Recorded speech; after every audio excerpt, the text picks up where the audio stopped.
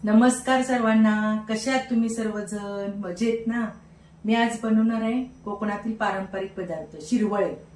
तर त्याची आता रेसिपी बघूया. चला, त्याला लागणारे साहित्य बघूया. एक नारळ खोलून घेतलाय, हा सेंद्रिय गुळ आहे, वेलची आहे, केशर आहे, जायफळ आहे आणि तांदळाचं पीठ घेतलंय बाउल भरून. तेवढंच आपल्याला पाणी घ्यायचंय. चला तर रेसिपी बघूया त्याची कसं करायचं ते. आता सर्वप्रथम आपण नारळाचं दूध काढायचंय, तर हे मिक्सरला बारीक करून घेऊया पाणी घालून.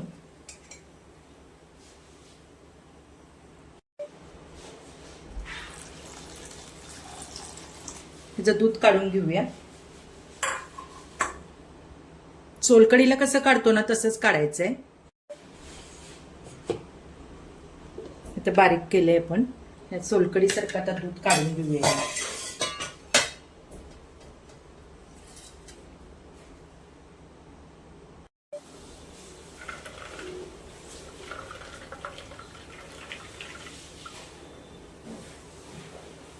ते दूध काढून घेतले.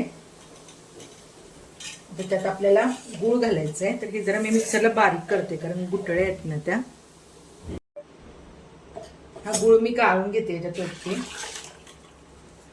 सेंद्रिय असल्यामुळे जरासं हे आहे, नाही तर विरघळतो त्याच्यात.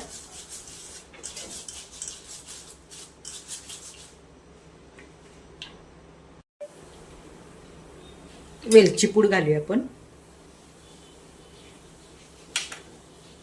केशर, केशरला कलर छान येतो.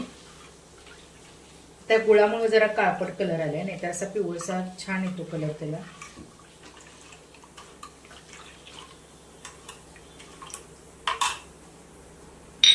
जायफळ घालणार आहोत आपण. तुमच्या आवडीनुसार घाला त्याच्यामध्ये. छान येते जायफळने चव. आता हे दूध तयार झालंय बघा. या गुळामुळे फक्त चॉकलेटी कलर आलाय, नाही तर असा त्याच्यात हळद पण घालतात, पण मी घालत नाहीये. आता आपण त्याचं हे बघूया. आता पीठ भिजवून घेऊया. हे तांदळाचं पीठ घेऊया. त्याच्यामध्ये मीठ घालते चवीपुरतं आणि पाणी गरम करून पीठ भाकरीसारखं मळून घेऊया.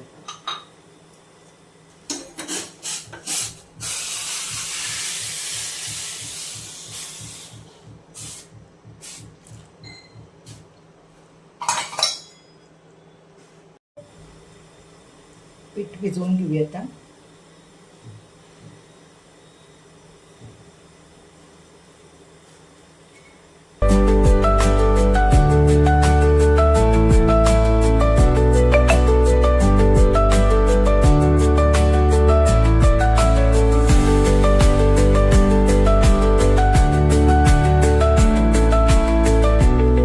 गोळे झालेत. आता हे पाण्यात आपण उकळायचे आणि उकळले तर यात आपण हे गोळे घालणार आहोत. वरती आले ना की काढायचे.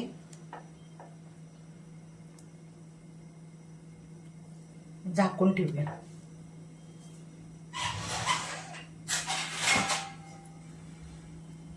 हे बघा आता वरती आलेत ते.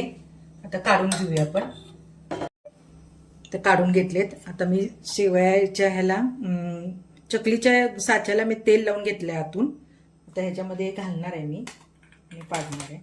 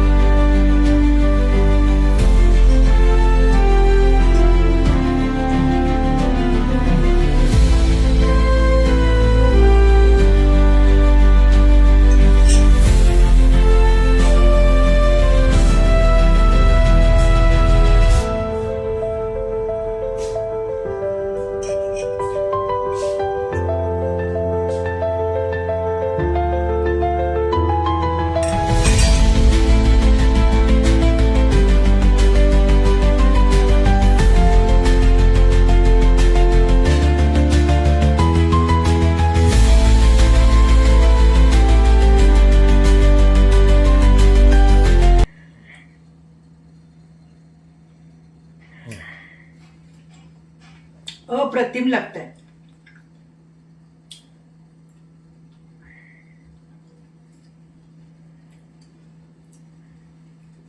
असेल तर लाईक करा, शेअर करा, सबस्क्राईब करायला विसरू नका. चला या खायला सर्वजण.